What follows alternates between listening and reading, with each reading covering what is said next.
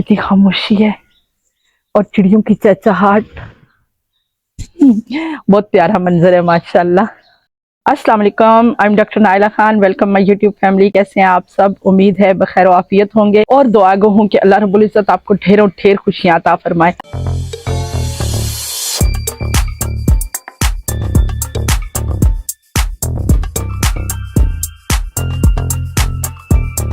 अभी सुबह सुबह 5:45 का टाइम है और मैं आपको छत पे आके जरा मंजर दिखाती हूँ स्मोक का। ये देखिए लाहौर की सुबह सुबह का व्यू देखें। ये देखें, उफ, ये स्मोक है, हर तरफ धुआं धुआं सा नजर आ रहा है। खैर अभी मैं आपको आगे लेके चलती हूँ ना, आगे से दिखाती हूँ धुंध का मंजर देखें।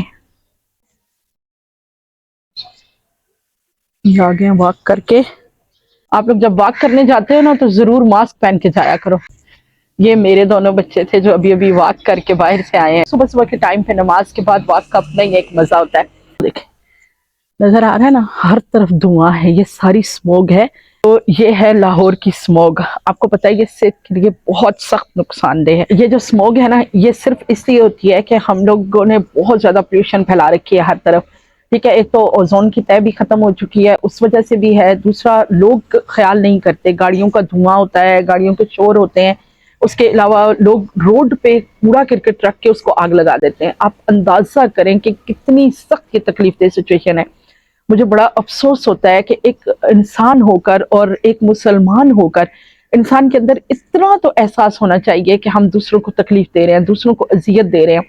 हम बैसियत एक मुसलमान के हमारे प्यारे नबी सल्लल्लाहु अलैहि वसल्लम की इत्तबा का हमें हुक्म दिया गया है।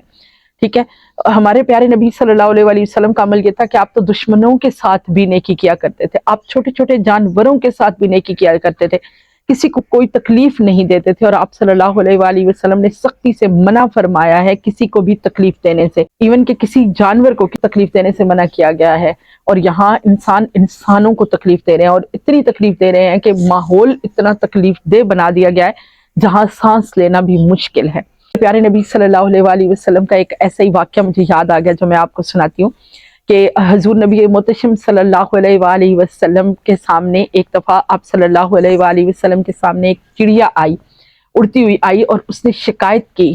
चूँकि हमारे नबी सल्लल्लाहु अलैहि वसल्लम को अल्लाह रब्बुल इज़्ज़त ने रहमतल लिल आलमीन बनाकर भेजा है, तमाम आलमों के लिए रहमत बनाकर भेजा है, तो आप सबकी बोलियां भी जानते थे।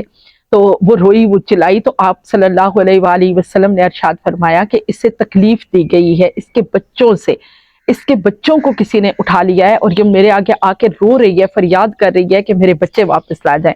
तो आप सल्लल्लाहु अलैहि वसल्लम ने उस चिड़िया के बच्चे वापस उसके घोंसले में रखवाए। इतने प्यारे नबी रहमत सल्लल्लाहु अलैहि वसल्लम के मानने वाले नाम लेवा हम लोग हैं। एक दफा आप सल्लल्लाहु अलैहि वसल्लम एक सहाबी के घर तशरीफ ले गए, तो आपने देखा कि एक हिरनी बंधी हुई थी, तो वो रो पड़ी और आप सल्लल्लाहु अलैहि वसल्लम के कदमों में उसने सर रख दिया और कुछ बोलने लगी। तो हुजूर सल्लल्लाहु अलैहि वसल्लम ने उस सहाबी से पूछा कि तुम इस हिरनी को कहाँ से पकड़ कर लाए हो? तो सहाबी ने कहा कि या रसूलल्लाह सल्लल्लाहु अलैहि वसल्लम, मैं फलां जंगल से इसे पकड़ के लाया हूँ। तो आप सल्लल्लाहु अलैहि वसल्लम ने फरमाया कि इस हिरनी के छोटे छोटे 2 बच्चे हैं जो दूध पीते हैं, तो तुम क्या ऐसा कर सकते हो कि इसे वापस जंगल में छोड़ कर आओ?